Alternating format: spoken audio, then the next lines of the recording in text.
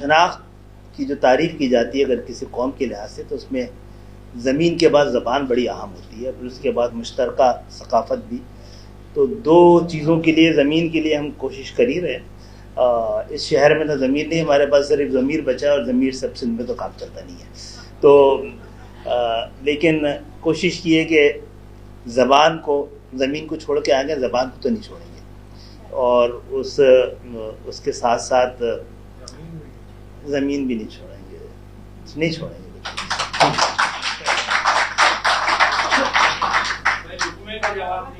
ہاں جی، یہ کیونکہ متروکہ کے ان میں سے ہیں، تو اپنی چھوڑ کے آئے تو اپنی لینے بھی آئے تھے. آزادی صرف لے کے نہیں آئے تھے، سب کی آزادی لے کے آئے تھے، اپنے حق کے ساتھ آئے تھے، اپنا کلیم ساتھ لائے تھے. مجھے امید ہے اس شہر کا راستہ روکنے والے اور ہمارا راستہ روکنے والے اب تھک چکے ہیں، اور یہ بھی پیغام چلا گیا ہے کہ جو بناتا ہے وہی چلا سکتا ہے. جنہوں نے ملک بنایا ان کی اولادی چلا کے دکھائیں گی. تو محترمہ پروفیسر نوشابہ صدیقی کہہ رہی تھی کہ اب اس کراچی کا ذکر کر رہے تھے جو لگتا ہے خواب و خیال ہے.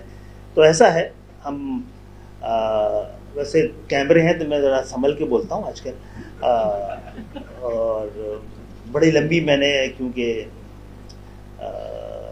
ضلع وطنی کاٹی ہے، حیدر ہم نے ساتھ بھی کاٹی ہے، تو اب عمر کے اس حصے میں ان کو یہیں رہنا چاہتے ہیں. تو وہ یہ ہے کہ ہمارے اجداد تو قائد اعظم کے پاکستان میں آئے تھے، ہم لوگ جانے کب بھٹو صاحب کے پاکستان میں آ گئے.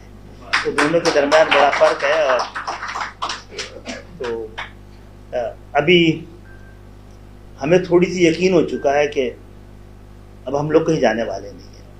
تو اس کے حوالے سے ہم نے انتظامات شروع کیے ہیں. آج کا یہ پروگرام بھی، پھر 20 تاریخ کو اب ہمیں 24 رضاکار مل گئے ہیں، ادب کے محافظین، جو ہر مہینے اپنے گھر میں یا اپنی جگہ پر مشاعرہ کرائیں گے.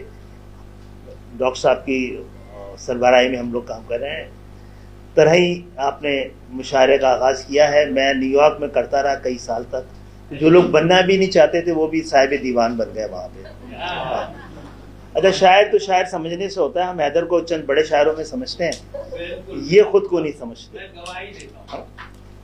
کہ ان کی شدت ان کو تکلیف دیتی ہے. خود ہی کہتے ہیں کہ اتنی شدت تھی میرے وصل کے ارمانوں میں کہ راستہ بھول گیا خون بھی شریانوں میں. تو جو نہ جل سکے کہیں پر تہے آپ جل گئے، آنکھوں میں رکھے رکھے میرے خواب جل گئے.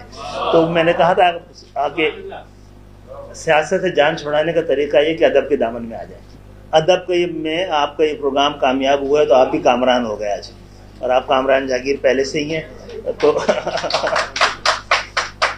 تو میں ایک میزبان خصوصی کی حیثیت سے آپ سب کا شکریہ ادا کروں گا اس محفل میں آنے کا. اور ہم امید کرتے ہیں کہ ہم اس کو حکومتی سطح پہ بھی، اور اس شہر نے اب اپنی ذمہ داری پوری کرنے کا فیصلہ کیا ہے. کل ہم نے نان فارمل 100 اسکولوں کا اعلان کیا کراچی میں. تو کراچی کے 100 لوگ اسکول کو پالیں گے تو ہمارے بچے پڑھیں گے. تو آئیے، میں یہ سمجھتا ہوں کہ پاکستان کا استحکام، پاکستان کی خوشحالی، پاکستان کی مضبوطی، سب کا براہ راست تعلق ہے شہر سے. یہ شہر پال رہا ہے تو یہ ملک چل رہا ہے، یہ شہر چلتا ہے تو یہ ملک پلتا ہے، اور براہ راست اس کے امن کا تعلق پاکستان کے امن سے ہے. آئیے کراچی کے لیے دعا کریں کہ پاکستان کو جا کے لگ جائے.